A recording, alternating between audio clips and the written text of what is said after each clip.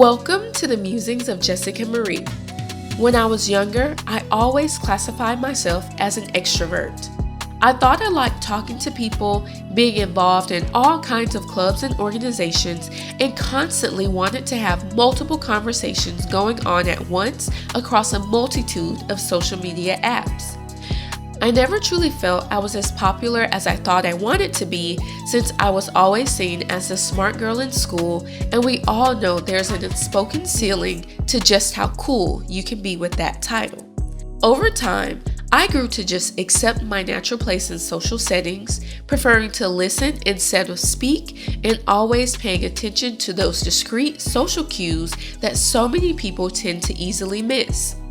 It manifested itself in my perpetual habit of downplaying major events like graduations and birthdays, since I could never bring myself to shake the sting of disappointment when celebrations didn't live up to my young expectations.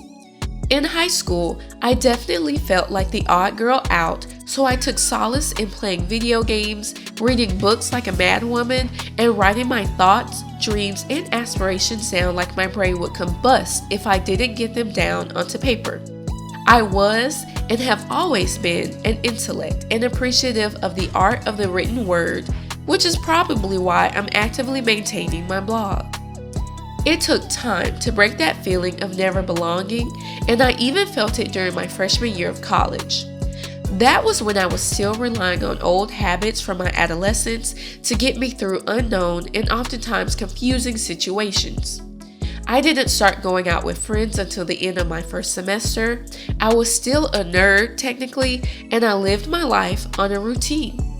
I grew a decent amount of friends during my college years, but my very best one that I gained was my husband. He's taught me a lot about being a woman, taking care of my business, and working hard to be a better person, no matter how difficult it might be in the moment. We're going on 3 years of marriage and 7 years of being together, and I can honestly say he's made the biggest impact on my life.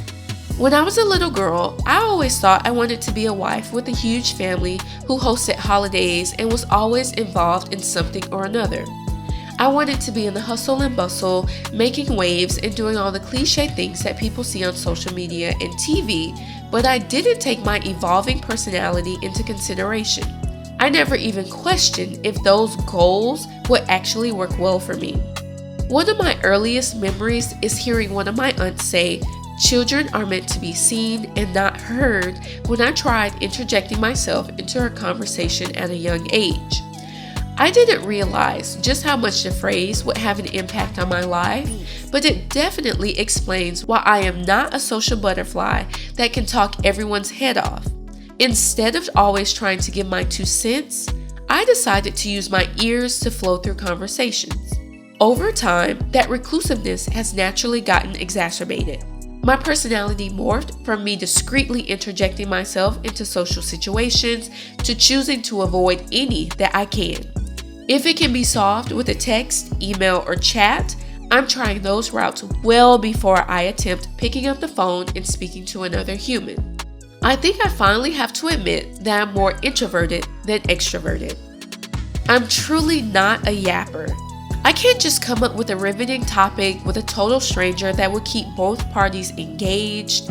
Small talk is a necessary evil in my eyes, and I don't want to share exorbitant amounts of personal details with people who I'm not close with.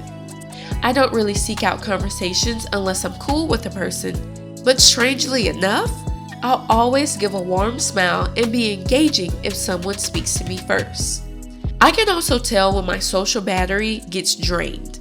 Usually, I'm zooted during any social interaction, but as soon as it's over, I need a moment to catch my breath. It happens a lot at work, and I've noticed that my least favorite days are when everyone is in the office at one time. I'm definitely an independent worker, and I always have been. Group projects were such a nightmare for me back in the day. I'm friendly, nice, and warm, but I also need my space, have a small friend group, and spend most of my time at home.